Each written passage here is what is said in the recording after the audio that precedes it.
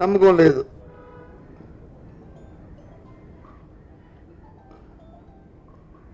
ఎన్నికలంటే నిష్పక్షపాతంగా ఉంటాయి, ఇంపార్షియల్గా అందరికీ ఒకటే విధానం అవలంబిస్తారు. స్థానిక పార్లమెంట్ మెంబర్ని వచ్చి మీరు కస్టడీలో తీసుకుంటారు. ఆ జిల్లాకు చెందిన మంత్రిని విచ్చలవిడిగా తిరగడానికి వచ్చి తిరిగి ఏజెంట్లు తీసుకొచ్చి వారిని దగ్గరుండి వారి మీద దౌర్జన్యం చేసి దాడి చేయిస్తుంది పోలీసు వ్యవస్థ.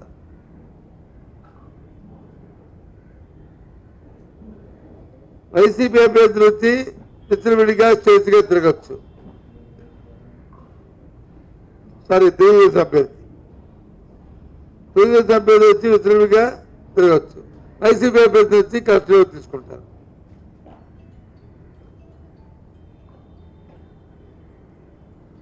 మోటార్లు వచ్చి ఓట్లు వేయడానికి ఓటు వెళ్ళి స్లిప్ పట్టుకెళ్తే వాళ్ళ స్లిప్ని తీసుకుని తెలుగుదేశం పార్టీ కార్యకర్తలు పోలీసులు తీసుకుని దౌర్జన్యంగా తిప్పేసి పక్క నియోజకవర్గాల నుంచి ఉన్న వ్యక్తి వచ్చి ఓట్లు వేస్తారు. మరి ఏదో ముక్కు తెలియని వాళ్ళు వచ్చి ఓటేశారంటే అనుకోవడానికి సాక్షాత్తు మార్కెటింగ్ చైర్మన్గా ఉన్న వ్యక్తులు, సొసైటీ అధ్యక్షులుగా ఉన్న వ్యక్తులు, పార్టీలో ఒక ఐడెంటిఫైడ్గా ఉన్న మరి లీడర్స్, వీళ్ళు పక్క వాళ్ళు వచ్చి అక్కడ దౌర్జన్యంగా ఓట్లేస్తారు. ఇగో ఇవన్నీ అవే ఈ ఫోటోలని, ఒకటి కాదు రెండు కాదు. చూస్తే మళ్ళీ ఏంటి, ఇక్కడ కలెక్టర్ ఉంటారు, మళ్ళీ పక్కనే ఎస్పీ ఉంటాడు, డిఐజీ ఉంటాడు, డిఎస్పీ ఉంటారు, సీఆర్ అందరూ ఉంటారు. దగ్గరుండి వాళ్ళతో ఓట్లు వేస్తారు.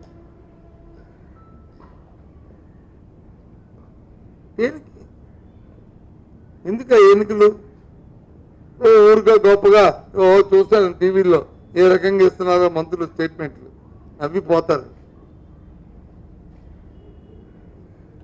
ఆ స్టేట్మెంట్ ఇచ్చుకొని ఆ మాటలు చూస్తే మీ మాటలు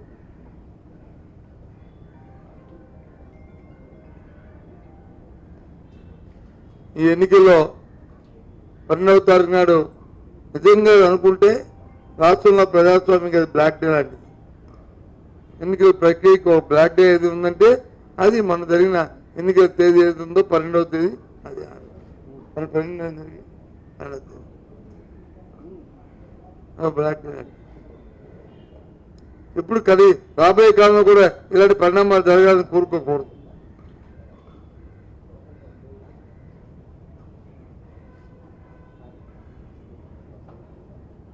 దీనికి అంతరిక కారణం ఏంటంటే ప్రభుత్వంలో అబద్ధత.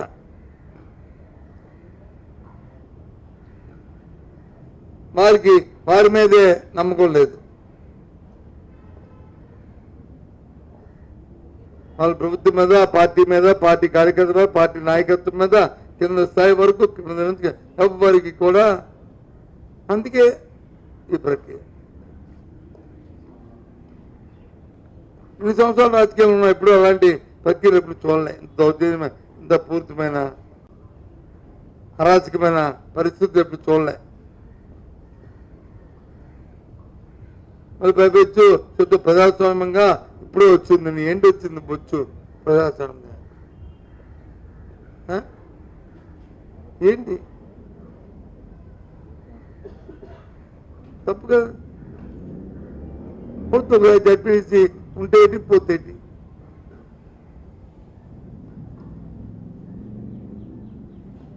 ప్రభుత్వం మీదే, ప్రభుత్వం అదిగా తెలుగుదేశం కూటమి ప్రభుత్వమే కదా, అదిగా తెలుగుదేశం ప్రభుత్వమే కదా, ముఖ్యమంత్రి తెలుగుదేశం వచ్చే కదా. ఏంటి కానీ వ్యవస్థను నష్టపెట్టడం, వ్యవస్థకు తూట్లు పడడం, ఈ రకంగా ప్రక్రియ చేయడం రాబోయే తరానికి మంచిది కాదు. ఈ మెసేజ్ కరెక్ట్ కాదు. ఏమిస్తున్నాం మెసేజ్ మీరు?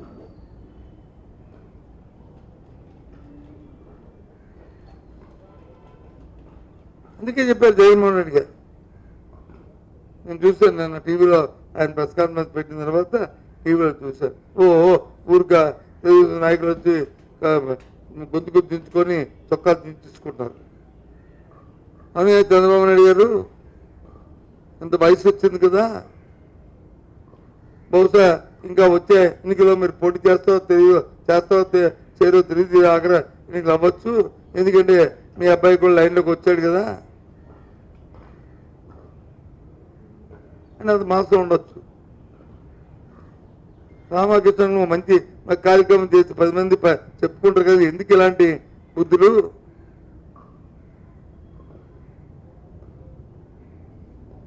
రామకృష్ణ అనుకున్న ఇదేం పనిది?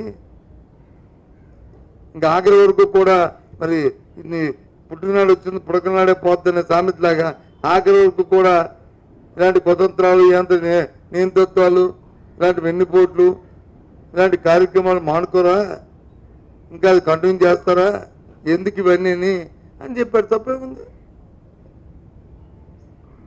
దానికి వచ్చి ఊరుగా చొక్కా తిప్పించుకుంటున్నారు.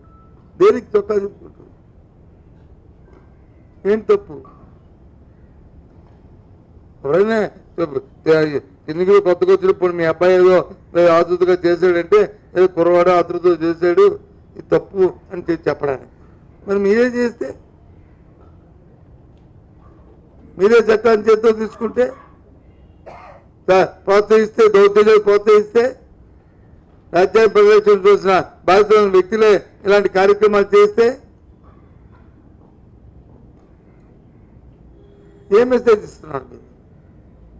మళ్ళీ పైపెచ్చు ఏదో పెద్ద సాధించినట్లు ఏం సాధించారు?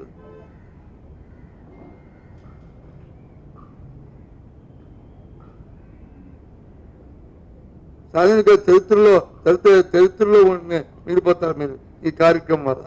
ఇలాంటి దౌర్జన్యాలు, ఇలాంటి అప్రజాస్వామికమైన విధానాలు చేస్తున్నా మీరు జరిగిన పరిణామాలు తీవ్రంగా ఖండిస్తున్నాం. ఆ పార్టీలను పెద్దలు మాట్లాడుతూ ఆత్మపరిశీలన చేసుకోండి. మీరు మాట్లాడుతున్న మాటలు ఏ విధంగా ఉన్నాయో.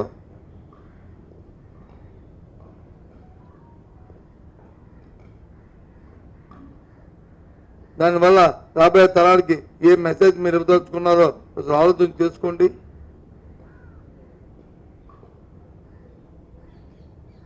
ఇది మంచి ప్రక్రియ కాదు. సరే పుట్టే ఒక జడ్పీసీ పోతే ఇంక మళ్ళీ వస్తాయి, మళ్ళీ ఎన్నికలు జరుగుతాయి, మళ్ళీ రేపు సాధారణ ఎన్నికలు వస్తాయి, తర్వాత రేపు మళ్ళీ స్థానిక ఎన్నికలు వస్తున్నాయి, పోటీ పడతాం.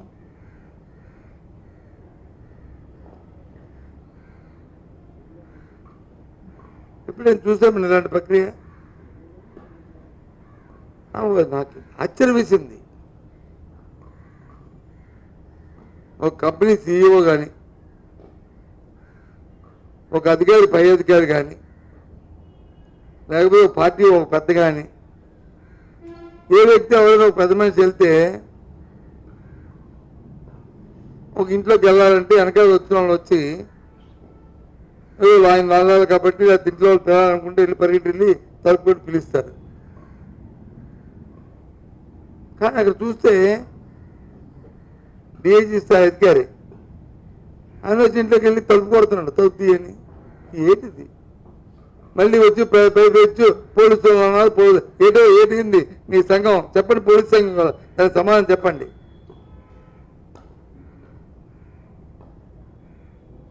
వెనకాడుతున్న వాళ్ళందరూ ఏమయ్యారు?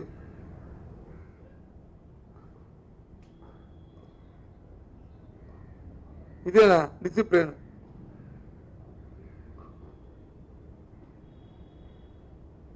డిఐజీ గారు వచ్చారండి, మీరు తలుపు తీయండి, మీతో మాట్లాడతారని చెప్తారు. ఒకవేళ అది తీయకపోతే ఒక అరగంట అయ్యో, ఒక 10 గంట అయ్యో, ఒక గంట అయితే అప్పుడు గొంతెత్తి నేను వచ్చాను అని చెప్పి ఒక మెసేజ్ ఇవ్వడానికి అంటారు. అది మామూలు సహజంగా జరిగిన ప్రక్రియ. కానీ ఆయన డిఐజీ, ఆయన వచ్చి ఈ శాంతి పరీక్షించేవాళ్ళు, ఇది వచ్చి ప్రభుత్వం వచ్చి ఇంకా మిగతా ప్రాంతాలకు వచ్చి ఒక మెసేజ్, దానికి వచ్చి మళ్ళీ అమ్మమ్మ పోలీసు వ్యవస్థ మీద వచ్చి మాట్లాడతానండి, మాట్లాడే వాళ్ళని వచ్చి మళ్ళీ మా మీద రాళ్ళు ఇచ్చడం. దేనికి ఇది? ఈ సమాజం ఎవరైనా హర్షిస్తారా చెప్పనండి? సామాన్య థర్డ్ మ్యాన్ ఎవరైనా హర్షించమనండి పార్టీలు పక్కన పెట్టి. నేను టీవీలో చూసిన ఆ సీక్వెన్స్ చూసిన వాళ్ళు ఎవరైనా ఎస్ కరెక్ట్ తప్పు కాదు అని చెప్పానండి. దయచేసి ఆలోచన చేయండి. రాష్ట్ర ప్రజలందరూ కూడా ఏ విధంగా ఏ రకంగా అయినా దౌర్జన్యాలు చేస్తున్నారు. ఎందుకు జగన్మోహన్ రెడ్డి గారు వ్యవస్థ గురించి మాట్లాడుతున్నారు? ఇలాంటి వాళ్ళని ఒకరిద్దరు చూసే మొత్తం వ్యవస్థకే చేయడు, మొత్తం వ్యవస్థకే చేయటది. మనం ఆ వ్యవస్థ వాళ్ళకి వాళ్ళే దిగదర్చుకోండి, కిందకి దిగదర్చుకోండి. వాళ్ళకున్న స్థాయిని, ఆ వ్యవస్థలో ఉన్న గౌరవాన్ని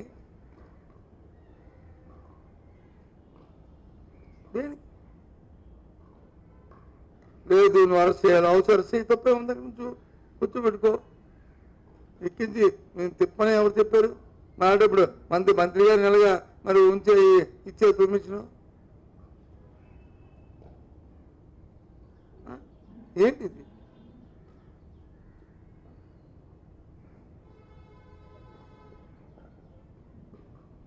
అందుకే మేము ముందుకు వచ్చాము ఈరోజు.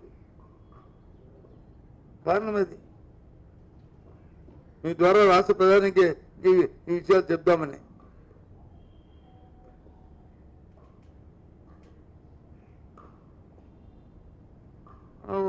అది కాబట్టి ఇలాంటి పరిణామాలు మరీ జరగకూడదని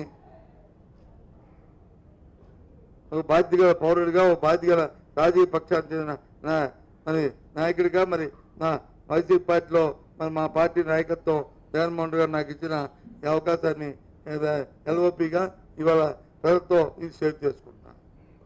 అందుకే మీ ముందుకు వచ్చాను. ఇలాంటి కార్యక్రమం జరగకూడదు.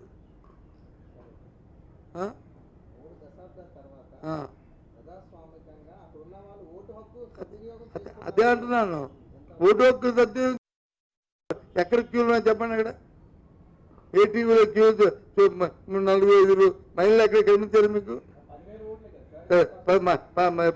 మహిళలు ఎక్కడ కనిపించారు మీకు?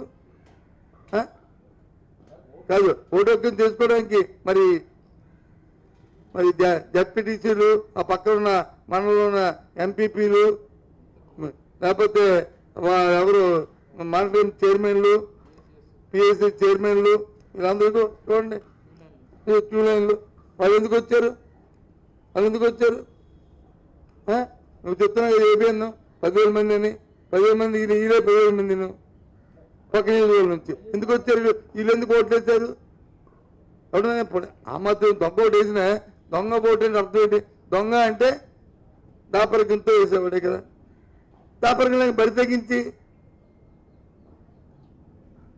తెగించి దాపరికం ఇప్పుడు ఎవరో ముక్కు మొంగ తెలియని వారు అంటే అనుకోవడానికి మార్కెటింగ్ చైర్మన్ని ముక్కు మొంగ తెలియదండి. పక్కనే చైర్మన్ని పక్కనే ఉన్న మన ఎంపీపీలు జడ్పీలు తెలియదండి. పక్కనే ఉన్న పిఎస్సీ అధ్యక్షులు తెలియదండి. పక్కనే ఉన్న సర్పంచ్ సర్పంచ్ తెలియదండి. మరి తిరిగి పైపెచ్చు సోషల్ మీడియాలో పోస్ట్ చేయడం గొప్పగా ఏదో గరికాన్ని సాధించట్టు, నేనేదో ఉద్ధరించాను అని. మళ్ళీ మరి ఆ సోషల్ మీడియా పెట్టిన వాళ్ళని ఈ ఐడెంటిఫై వచ్చిన వాళ్ళ మీద దొంగ ఓడేసిన తెలివి తీసుకోవాలి కదా. మరి ఇది ఎవిడెన్సే కదా. ఇది కావాలా చెప్పండి, మీరే చెప్పండి. కాదు ఎవిడెన్స్ అని చెప్పండి మీరు. మరి తెలివి తీసుకోవాలి కదా. ఏది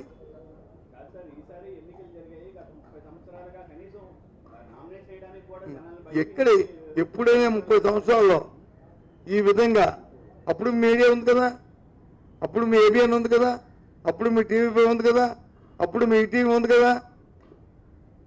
ఎప్పుడైనా ఈ రకమైన టోకీలు అయిపోయాయని చెప్పని ఎప్పుడైనా చేశారో చూపండి. ఇదిగో ఇది చేసుకో ఎవరుతున్నాడు